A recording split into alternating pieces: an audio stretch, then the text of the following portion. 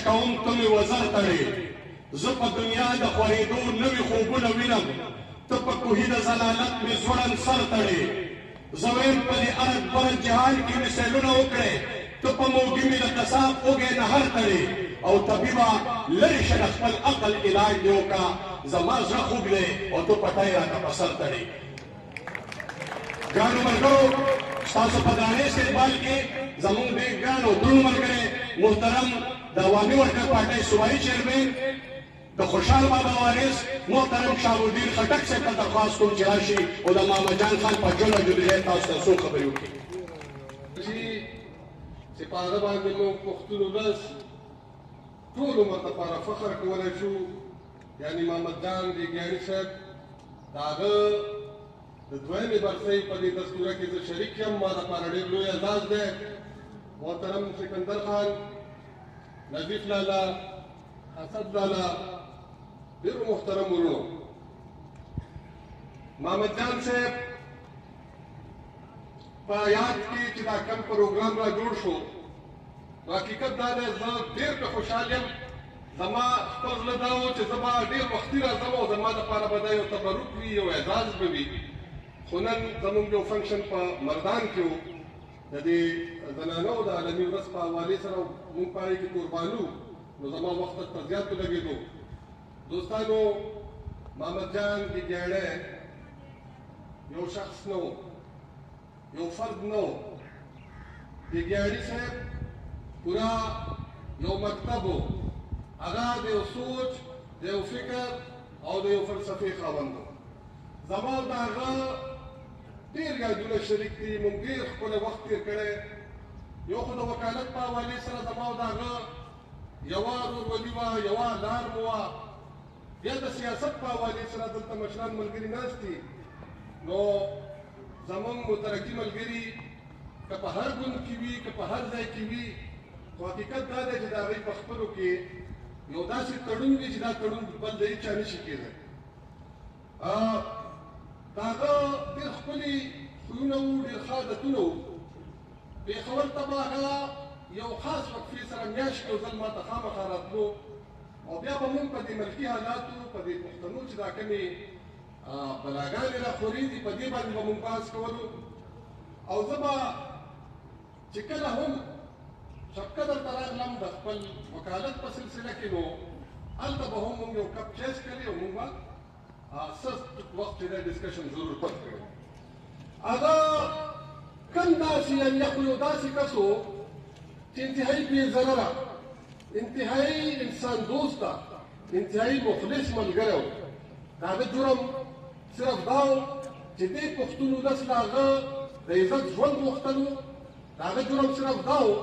چې هغه دا ویل چې زمونږ دا بچي دا ګلاري ماشومان چې کوم دي دوی ته تعلیم پکار دی دوی ته روزګار پکار دی دوی ته د صحت سهولتونه پکار دي او دوی ته د دغه جنګ او جدل دا کومه سلسله چې روانه ده د هغې نه نجات پکار دی دا یو داسې جرم و د وطن سره د مینې دا جرم د خپل ولس سره د مینې دا جرم د بدلون سره د مینې دا جرم چې د هغه سزا هغه ته هغه نامعلومو لاسونو ورکړه د کومو د لاسه چې زمونږ دا وطن تباه او برباد دی خو دوستانو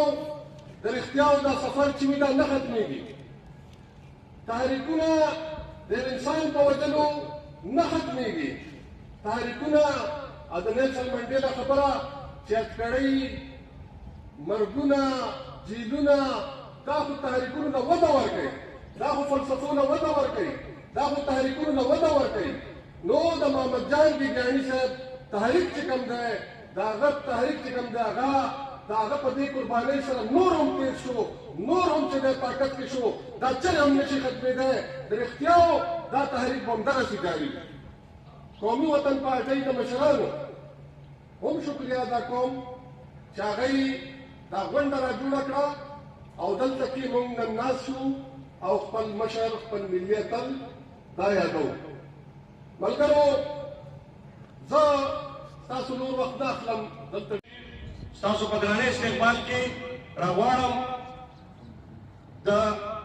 اشرغر د سیمې ډېر تکړه ملګری د شهید علمزی عمر زیرور محترم ارشد خان عمرزي ته دعوت ورکوم چې هغه راشي او تاسو سره خپلو خیالاتو اظهار وکړي. اعوذ باللہ من الشیطان الرجیم بسم اللہ الرحمن الرحیم. صدر جلسہ زمونږ ډېر عزتمن او قدرمن مشر اختیار خان، زمونږ په سټیج باندې د قومي وطن پارټۍ صوبایي مشر سابقه منسټر سکندر حیات خان شیرپاو صاحب، په سټیج باندې هشم خان سابقه منسټر، ټولو کشرانو ټولو ته په جمع السلام علیکم. اول خو شکریه ادا کوم چې په دې سخته ګرمۍ کې تاسو ډېر په ګڼ تعداد سره راغونډ شوې، چونکې نن د محمد جان خان ګرګیالي صاحب دویمه برسي ده، د هغه د شهادت چې دی 2 کاله پوره شو او په دې ورځ باندې هغه په ټارګټ کیلینګ کې شهید کړی شوی و. د هغه په یاد کې نن دا غونډه راغونډه شوې ده. اول خو الحمدلله په دې ساعت محمد جان خان ګرګیالي که نن زمونږ او ستاسو ترمنځ موجود نشته، خو د هغوی هغه ملګري، هغه دوستان، هغه بچي، هغه وروڼه، هغه کلي ټول د هغه په یاد کې راغونډ شوي دي او هغه نن مړ نه دی، هغه شهید دی او شهید ټول عمر به جنګ وي انشاءالله. حالات تېر شوي وو نو هغې کې زمونږ په مشرانو که موږ ووایو زمونږ په ملي لیبل جناب افتاب احمد خان شیرپاو صاحب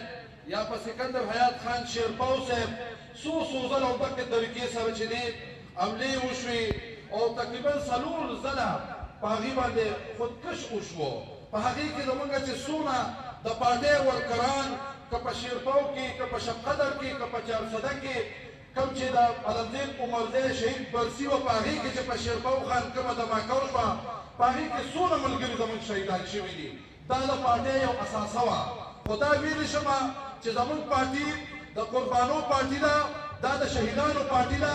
صحیح ده نن موږ چې دی په هغه عهدو په هغه دغه نه یو، خو دا ویلو شو چې الحمدلله په دې ساحت باندې زمونږ مشران، زمونږ دغه چې کوم د دې صوبې دپاره کوم خدمات دي یا د دې پښتنو دپاره کوم خدمات دي، هغه د ایرودو نه دي، هغه څوک نه هېرېږي. نه په تېر شوي الیکشن کې چې کوم الیکشن شوی دی، زه هغې خبره کوم چې آیا هغه په کوم لیول الیکشن شو یا په کوم طریقې سره چې دی هغه وخت کې هغه خلک چې راغلي وو په موږ باندې مسلط شوي دي. دا د هغې یو دغه ورو د وطن په سر یې کېښوده ککره، د وطن په سر یې کېښوده ککره، سر یې جګ شو تر اسمانه راببره. هسې مه وایي چې مړ دی تل ژوندی دی، نه یې یاد وي نه یې وینه نه خبره. محمد جان خان څنګه چې شفیق ګرګیاني ذکر وکړو، له دوه کې پیدا شو په خرکۍ کلي کې، په چارسده کې لوی شو، د کراچۍ یې له تعلیم تکمیل وکړو او د پښتون افغان په سیاست خور شو. محمد جان که د وجود باندې نه هر څومره کمزوري و، خو د حوصلې د لحاظ نه، د جذبې د لحاظ نه زه د هغه قربانو ته، د هغه ستورو ته سلام کوم. داسې مقام دی خبرې سړي نه تښتي، خو په نن ورځ باندې موږ ته دا احساس وشو چې زموږ مشر، زموږ والد صاحب د دې دعاوي بچي، د دې شب قدر دعاوي بچي، هغه مړ نه دی، هغه ژوندی دی، د خلکو په زړونو کې ژوندی دی. زه د دې مشرانو د ستاسو ټولو ډېر شکرګزار یم چې هغوی مې یاد کړل، د هغوی ته خراج تحسین، د هغوی خدمات، هغوی ته مې یو دغه ورکړه او د هغوی چې کوم شهادت دی هغه هم ژوندی کړه. او زه دا دغه کوم تاسو سره نن د دې خپل علاقې شب قدر دعاوې او خاص کر د خرکې ناکې بټګرام خلک چې زمونږ نه هغې ته خو مونږ نه رسو، خو چې زمونږ د وس نه څه کېږي، زما د وروڼو د وس نه کېږي، زمونږ د خاندان نه کېږي، د دې پښتونخوا لپاره، پښتنو لپاره، د کلي لپاره، نو د خپل وس مطابق خپل خدمت به مونږ جاري ساتو. په هر لحاظ سره به ساتو دانه تحصیل کې زما کشر ورور دی دا اوس وکیل شو پلار په ځای به مونږ یو زموږ غونډه پارټي ده چې د چا څه کارونه وي په خپل حساب سره به مونږ پارټۍ مشرانو ته مخکې کوو دا یو ځل بیا زه د ټولو شکریا ادا کوم ډېره مهرباني باندې د سکندر خان خبرې واوري په مونږه عمده خبرې ښې لګي چې محمد جان خان مونږه څه په کچه چوپال کې شپې کړي دي مونږه څه په کچه حجره کې ناست دی مونږه سره ډېر نږدې پاتې دی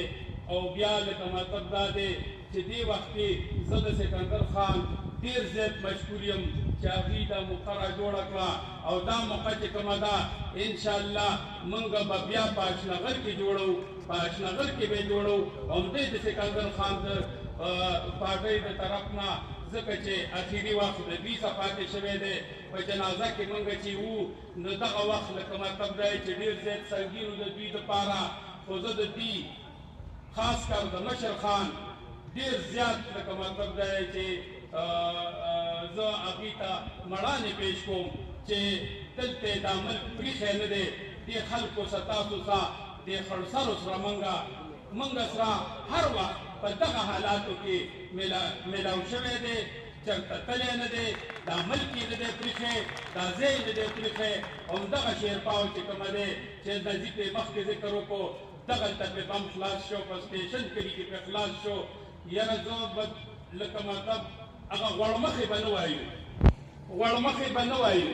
دې کارونو ته تاسو د سکندر خان د جناب آفتاب خان شیرپاو صاحب د هغه حوصلې ته